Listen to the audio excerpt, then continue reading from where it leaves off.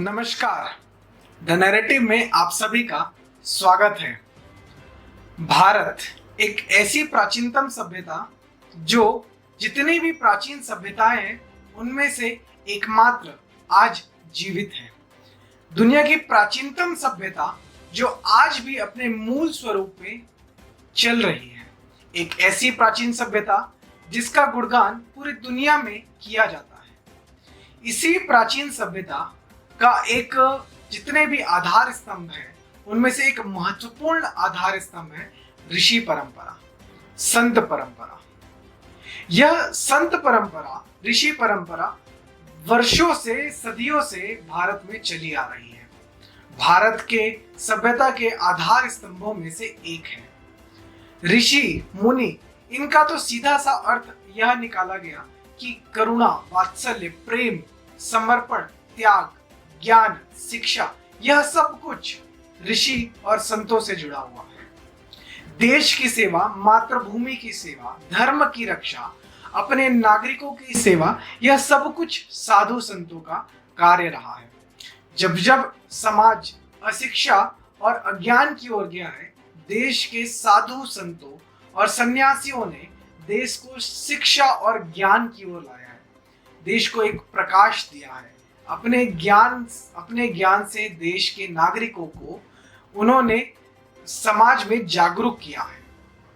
यह सब कुछ देश की इस ऋषि परंपरा की ही देन है। इसी ऋषि परंपरा का हमेशा से दायित्व रहा है कि जब जब समाज में अंधकार आया है, जब जब समाज में विधर्मी हावी हुए हैं, जब जब समाज में अज्ञानता आई है, उन्होंने समाज को जागृत किया है, समाज के जन जागरण का कार्य किया है। आज भी यह ऋषि मुनि देश के तमाम हिस्सों में जन जागरण का कार्य कर रहे हैं। तमाम क्षेत्रों में विधर्मी ताकतों से लड़ रहे हैं। विधर्मी ताकतों के प्रति देश की जनता को जागरूक कर रहे हैं। ऐसा ही कुछ कार्य देश के जनजातीय क्षेत्रों में भी साधु सन्यासी, संत, महात्मा कर रहे हैं।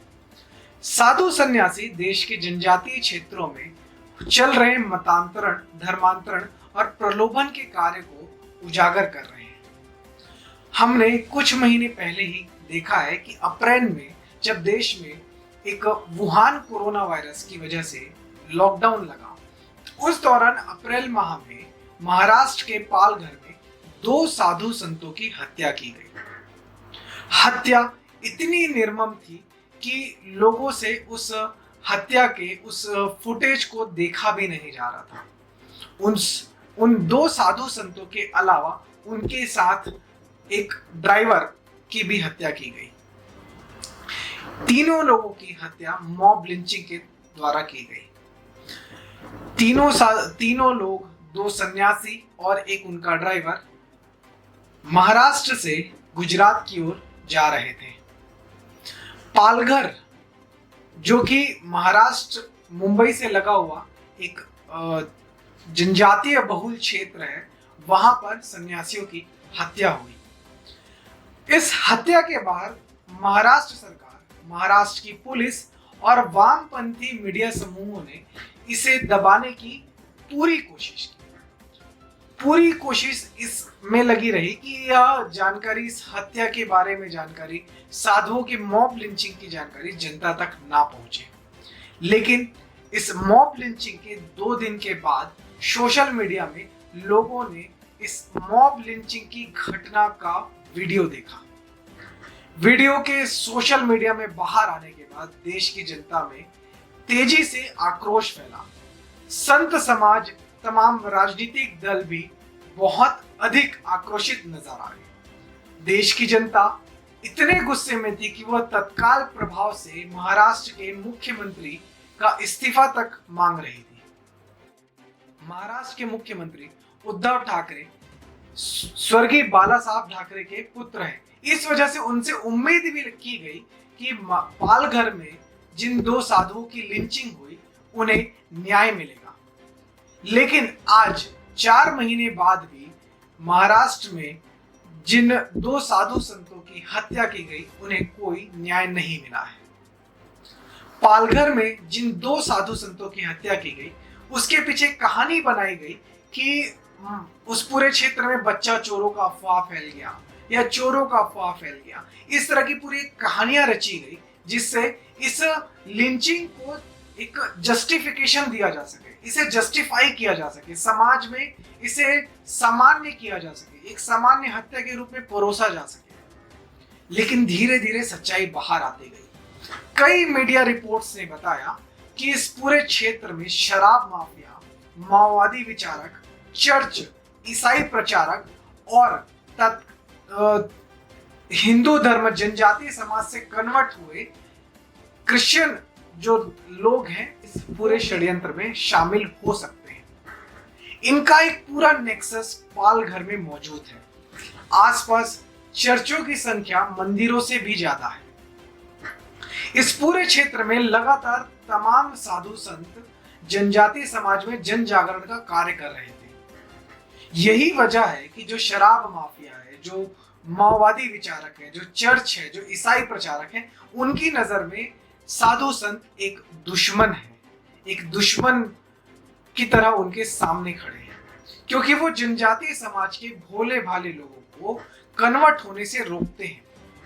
चर्च, ईसाई मिशनरीज जिस तरह से भारत के जनजातीय क्षेत्रों में लोगों को कन्वर्ट करती है, उनका मतांतरण करती है, यह किसी से छुपा हुआ नहीं है। यह साधु सन्यासी, यह भारत के ऋषि परंपरा के लोग उन्हें रोकने की कोशिश करते हैं, जनजातीय समाज में जन जागरण का कार्य करते हैं। इसीलिए ईसाई मिशनरीज जो हैं, जो चर्च है, जो मतांतरण का कार्य करते हैं, उनके लिए एक ऋषि, एक संत, एक सन्यासी जो उस जगह पे जन जागरण का कार्य कर रहा है, वह एक दीवार की तरह है। इन दो साधुओं की हत्या हो गई। अभी तक हमें कोई भी बड़ी जानकारी सामने आती नहीं दिख रही है, हमें न्याय होता हुआ भी नहीं दिख रहा है। कुछ इसी तरह की घटना आज से 12 वर्ष पूर्व भी घटित हुई थी। वर्ष था 2008, दिनांक था 23 अगस्त। उड़ीसा के जंगलों में जनजातीय क्षेत्र कंधमाल में एक ऋषि, एक संत जनजातीय क्षेत्रों में जन जागरण का कार्य लगभग 4 दशकों से कर रहे थे। उनके कार्य से प्रभावित होकर आसपास के तमाम जनजातीय ग्रामीण न सिर्फ सनातन धर्म में अपनी भागीदारी बढ़ा रहे थे, बल्कि सनातन संस्कृति और अपनी जड़ों को सहेज कर चल रहे थे। ईसाई मिशनरीज और चर्च वहां पर लगातार मतांतरण का कार्य कर रहे थे, लेकिन स्वामी जो संत वहां पर उपस्थित थे, वह उनके लिए एक रुकावट थे। उनका नाम था स्वामी लक्ष्मणानंद जी सरस्वती। 1970 के दशक से वह लगातार कंधमाल में जनजातीय क्षेत्रों के विकास के लिए, उनकी संस्कृति, उनकी सभ्यता की रक्षा के लिए, उनके सतत विकास के लिए कार्यरत थे। उन्होंने उस पूरे क्षेत्र में शिक्षा के केंद्र से लेकर ज्ञान के केंद्र से लेकर तमाम सभ्यता और संस्कृति का केंद्र निर्मित किया। उनकी भी 2008 में जन्माष्टमी के एक समारोह के दौरान उत्सव मनाने के समय हत्या कर दी गई। 23 अगस्त 2008 को उनकी निर्मम हत्या कर दी गई। उनकी हत्या से भी ढेर सारे सवाल खड़े हो गए। उनकी हत्या के बाद भी तमाम तरह की बातें सामने आई। सरकारों ने तक तो यह तक कह दिया कि जनजातीय समाज को अपने काम में रहना चाहिए, उन्हें कोई ऐसा कार्य नहीं करना चाहिए जिससे चर्च को ठेस पहुंचे।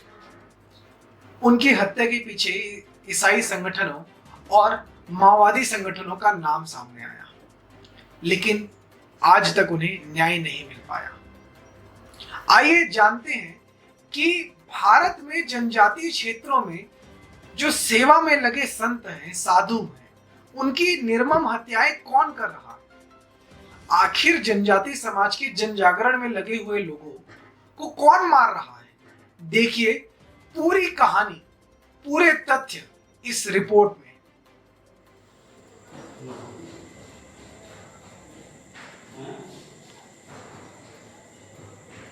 आज से 12 वर्ष पहले अगस्त 23 तारीख को ब्रह्मलीन स्वामी लक्ष्मणानंद सरस्वती महाराज की आज 12वां श्रद्धांजलि दिवस। उसी श्रद्धांजलि दिवस में मैं उनकी चरण में वंदना करता हूँ। 1977 में पूज्य स्वामी लक्ष्मणानंद सरस्वती के आश्रम में मैं पढ़ाई करने के लिए गया था। वहाँ पर जो शिक्षा प्राप्त मैंने की, उसी शिक्षा के आधार पर आज मैं वनवासी समाज का कुछ सेवा करने का मुझे अवसर मिला है। पूज्य स्वामी जी अत्यंत निर्भीक थे, साहस थे, दयालु थे, स्नेही थे। उनके आशीर्वाद से आज मेरे जैसे हजार छात्र चक्कापात और जलेशपड़ कन्याश्रम में पढ़ाई करके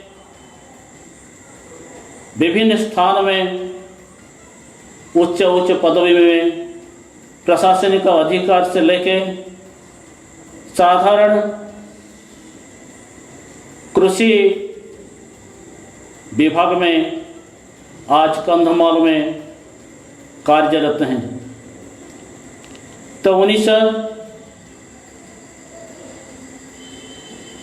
जब स्वामी जी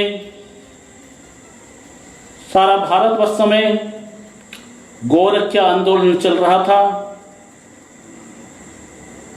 1968 में, तब से लेके 2008 तक पूज्य स्वामी कंधमाल जिले में, केवल कंधमाल नहीं, सारे उड़ीसा में, सारे भारतवर्ष में एक परिचित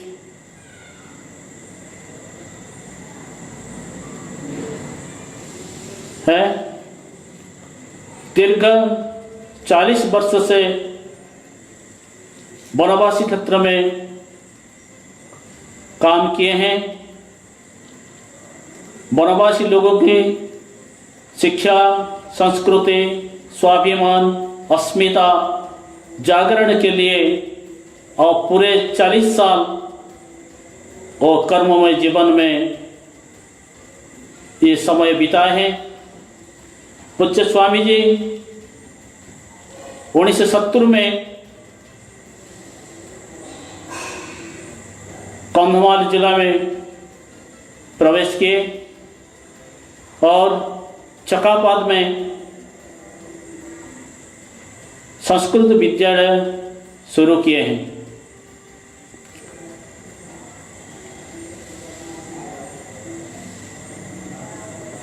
पहले जब स्वामी जी गोरक्षा आंदोलन से जेल बंदी होके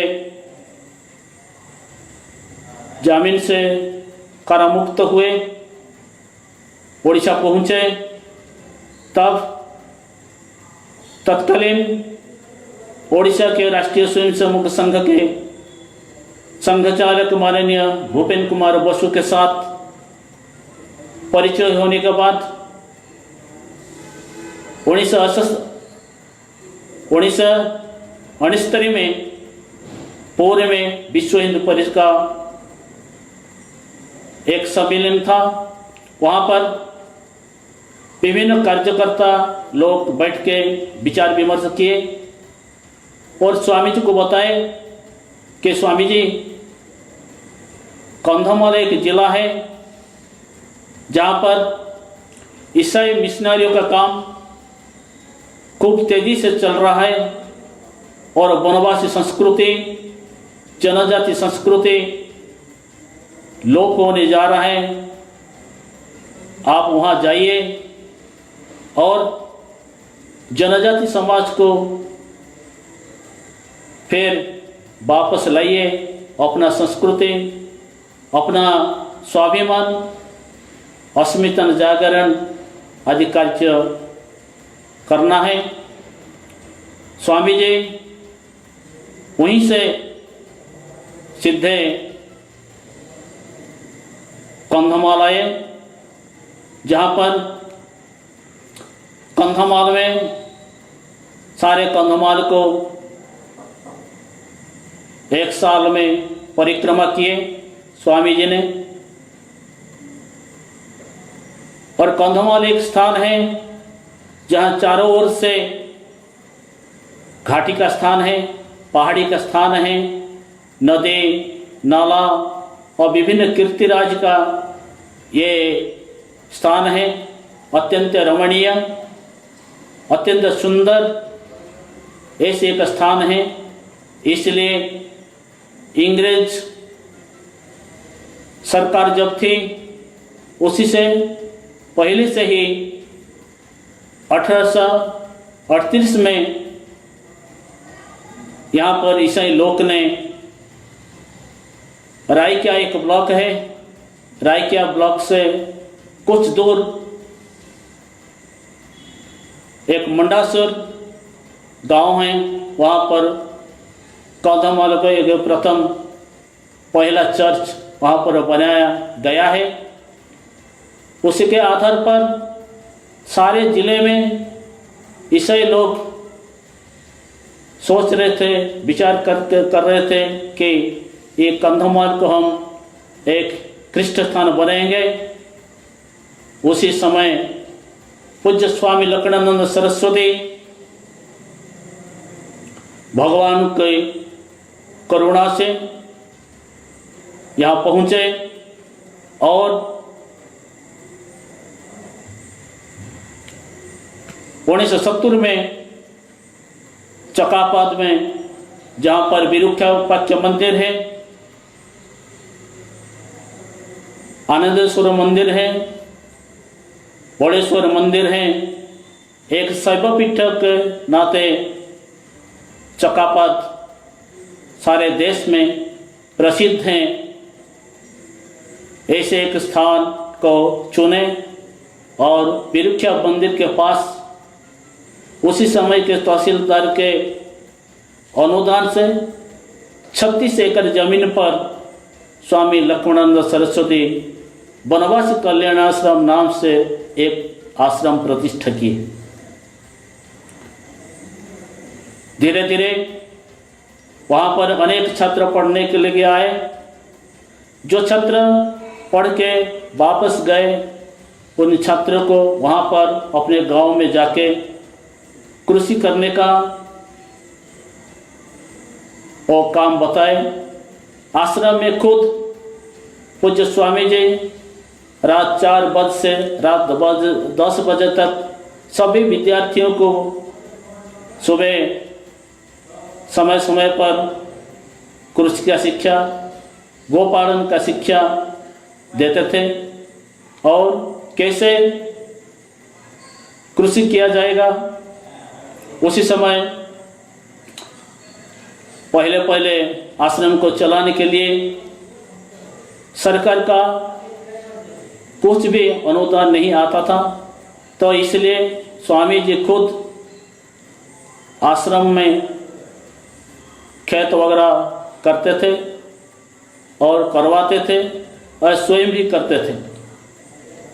और स्वामी जी होते हुए भी स्वयं हॉल चलाते थे और सभी को उसी आदर्श के प्रेरणा देते।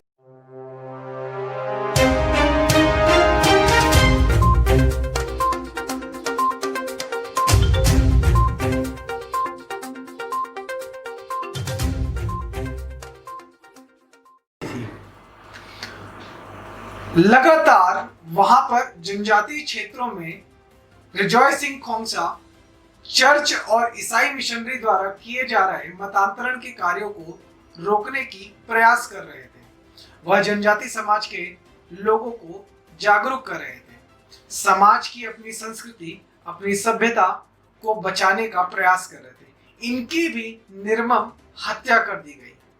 आइए देखते हैं उनसे जुड़े लोग मेघालय से हमें क्या बताना चाह रहे हैं। देखिए इस वीडियो में। मेरा नाम भरत कुमार, मैं गुवाहाटी असम से। कुछ समय के लिए मैं मेघालय में कार्यरत था उस सामाजिक कार्य की दृष्टि से। तो वहाँ रहते समय एक दुर्घटना हमारे ध्यान में आई। सन 2000 की घटना है। 3 मार्च को स्वधर्म के आंदोलन में लगे हुए एक व्यक्ति जिनका नाम विजय सिंह खोमसा था, उनको चर्च के द्वारा प्रेरित उग्रवादी दल HNLC, जिसका पूरा नाम Hindu trap national liberation council है, उन्होंने उनका घर से अपहरण किया और उसी दिन उनको जंगल पे ले जाके मार के और जंगल पे गाड़ दिया गया, जिसकी पुष्टि बाद में CBI ने किया। ये इतना बड़ा केस था मेघालय की दृष्टि से कि हाईकोर्ट में यह केस चला और हाईकोर्ट के आदेश पर यह केस को CBI को देना पड़ा। और CBI का जो अंतिम रिपोर्ट आया वह था कि जिस दिन उनका अपहरण हुआ उसी दिन उनको मारकर और जमीन पर गाड़ दिया गया जंगल में। तो आखिर घटना क्या थी, इस प्रकार का करना पड़ा उग्रवादियों को। उनका गांव उमयुक मार है, जो कि बांग्लादेश के बॉर्डर पे खासी हिल में है, ईस्ट खासी हिल जिला पड़ता है। वहां चर्च ने काफी साल पहले एक बहुत बड़ी जमीन खरीदी, एक काफी बड़ा प्रोजेक्ट चर्च वगैरह बनाने के लिए। उस क्षेत्र पे सिंह खासी नाम का एक संस्था, जो खासी अपने स्वधर्म को मानने वाले, जो क्रिश्चियन नहीं बने, ऐसे बहुत आयत उस क्षेत्र में रहते हैं। उनके नेता विजय सिंह खोमसा, जो उस गांव के गांव बुढ़ा थे। गांव बुढ़ा को खासी भाषा में रंबा स्नोंग कहा जाता है। उस गांव का मुखिया होता है। उसके अनुमति पर ही जमीन की खरीद बिक्री हो सकती है, लेकिन चर्च के लोगों ने इनको अंधेरे में रखकर और गांव के कानून कायदे को किनारे में रखकर वहां की जमीन खरीद ली, जिसका इन्होंने विरोध किया। डिस्ट्रिक्ट काउंसिल, जो 6th शेड्यूल एरिया में डिस्ट्रिक्ट काउंसिल होती है, तो डिस्ट्रिक्ट काउंसिल में उन्होंने उसका केस दायर किया। केस दायर काफी दिन चला केस। उसके बाद में डिस्ट्रिक्ट काउंसिल ने कहा कि आपके गांव का जो कस्टमरी लॉ है, पारंपरिक कानून है, उसको हमको कोडिफाई करके दीजिए, जिसके आधार पर हम इसका केस का फैसला करेंगे। तो विजय सिंह महोदय अपने गांव के कस्टमरी लॉ के कोडिफिकेशन में लगे और कोडिफिकेशन करके देने ही वाले थे। और उसके ठीक पहले ये घटना हुई कि चर्च के प्रेरणा में और जो HNLC वहाँ काम करती है, हाथ पे हाथ लगाकर वो उनके घर पहुंची और उनको चप्पल पहनने का भी समय नहीं दिया और उनको ले गई, घर से अपहरण करके और जंगल पे ले जाके मारकर उन्होंने गाड़ दिया। और बाद में HNLC ने उसका दूसरा मुद्दा बनाया है इसको कि जो लोग भी RSS के साथ जुड़े हैं, ऐसे लोगों को का दशा ऐसा ही होगा, तो लोग RSS का साथ छोड़ दें। इस प्रकार से एक धमकी भी HNLC की तरफ से दिया गया। उसमें HNLC खुद अपना नाम न देकर एक और नए नाम से उन्होंने यह कार्रवाई किया और वह नए नाम का ही प्रोपेगेंडा पेपर पे चला, लेकिन बैकग्राउंड में HNLC ही था, क्योंकि यह नया नाम कभी सुनने को भी नहीं आया था। वहां पर पूरे खासी हिल पे जबरन धर्मांतरण चलता है और धर्मांतरण के पीछे जो ग्रुप खड़े रहते हैं, एक वहाँ का स्टूडेंट यूनियन है जिसको खासी स्टूडेंट यूनियन कहा जाता है, वह भी चर्च के साथ मिलकर काम करता है। और तीसरा जो ऑर्गेनाइजेशन काम करता है, उग्रवादी दल, ये HNLC के नाम से। तो ये सभी लोग चर्च के हित में काम करते हैं, चर्च के प्रोपेगेंडा के लिए काम करते हैं। और जो भी चर्च के काम में बाधक होता है, तो यह जो 2 समूह है, छात्र संगठन खासी स्टूडेंट यूनियन और HNLC, ये 2 समूह उसके लिए काम करते हैं। ऐसा ध्यान में आता है उनको। धन्यवाद। Namaste, Kublai. My name is Paunam Shisha Khongsni. General Secretary of Sengkhasi Rewarmingi Education Society. So today I want to tell something about Rejoicing Khongsha. Rejoicing Khongsha was a very much inspired leader. During his tenure, he worked very hard to preserve and to protect the culture and the Sengkhasi. He worked very hard to encourage people to love and to respect their own culture. But in a very short time, he had achieved a great work that during his generation and the next generation cannot replace him. And we miss him forever. So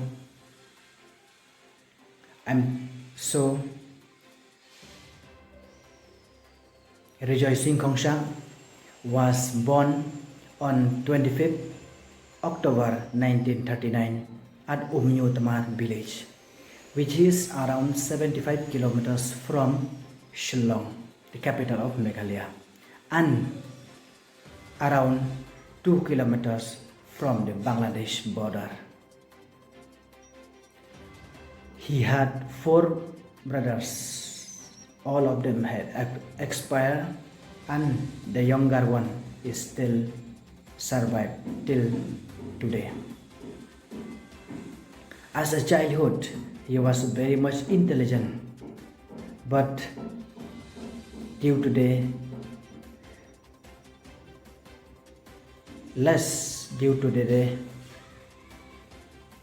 absence of the school in his village, therefore he studied up to class 4. During his youth, he was very much influenced of Mahatma Gandhi, and many work he had done to improve his village and the neighboring villages. At the age of 26, he became the Sardar of the Umnyu Tamar village. During his tenure as a Sardar, he worked very hard to bring the development to his village and the nearby villages. He started the school in his village. School name is Mahatma Gandhi Memorial UP School, Umnyu Tamar. And now the school has increased up to class 12. As a youth, he started many development where his village can earn and work to serve their families. Later, at the age of around 50, he gathered some men from the nearby villages and he had a meeting with them, because in his mind he always wanted to protect and preserve the culture of the Khasi people. During his time as a youth, the missionary had expanded their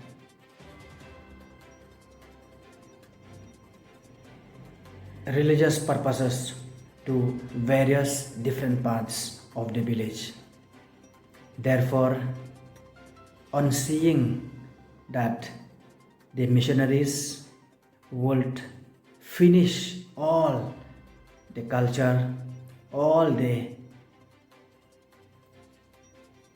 practice which the indigenous people are practice, he feel very much depressed. Therefore, he collected some men from nearby villages and he held a meeting with them. Later, around the second meeting, under him, he started the Sengkhasi Riwarmingi. This Sengkhasi Riwarmingi constitutes of more than 170 villages. So under this 170 villages, he founded the Sengkhasi Riwarmingi, and he was the first president of the Sengkhasi Riwarmingi.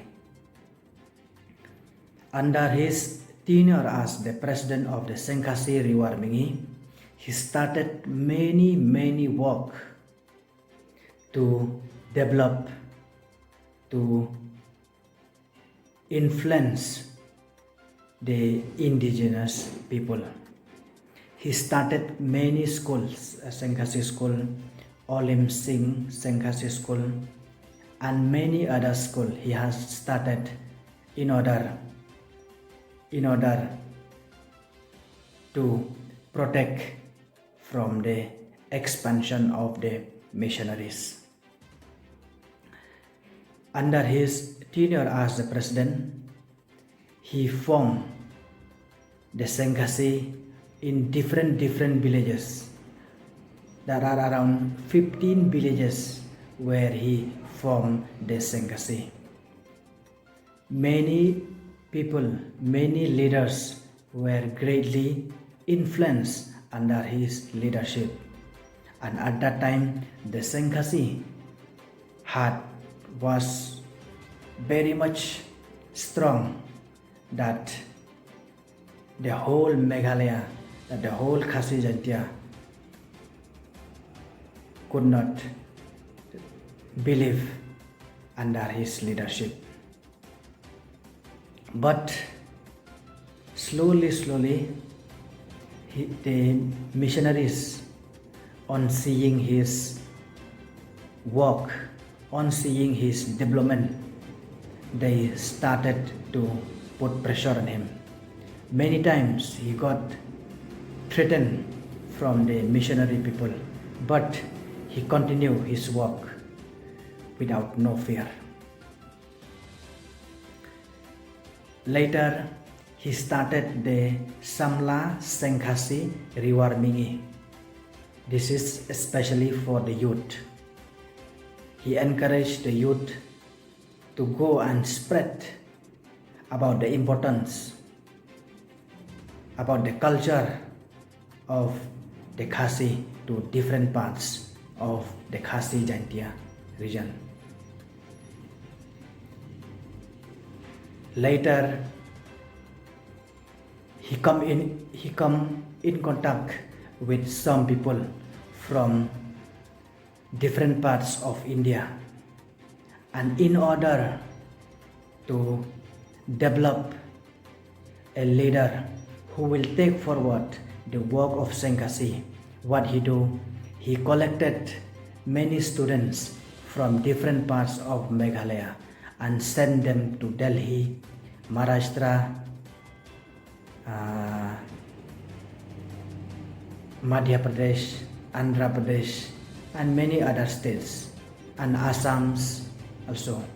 He collected the students of poor background and sent them to this place like Assam, Delhi, Maharashtra for further studies.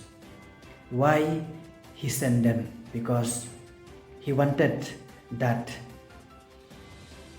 after they completed their educations, so that when they'll come back to Meghalaya, they can work for the betterment, and they can work to preserve the culture of the Khasi Jantia people.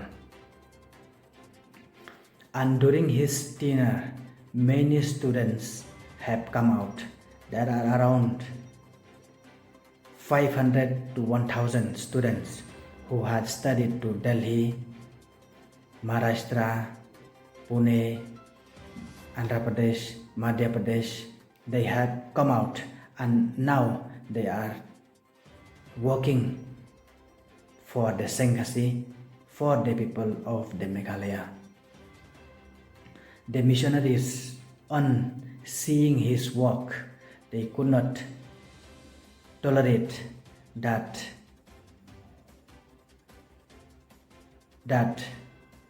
on the 1st March 2001 in the evening around 6 to 7 o'clock in Shillong, he was called by a group of men from his home that they have some work, but they kidnap him. Till now, we don't know where he is, where he was, but he's inspired, but his words, but his memory are still with us, and we are working to preserve the culture of the indigenous people. So for now, that is Dr. Machane. So thank you. God bless you.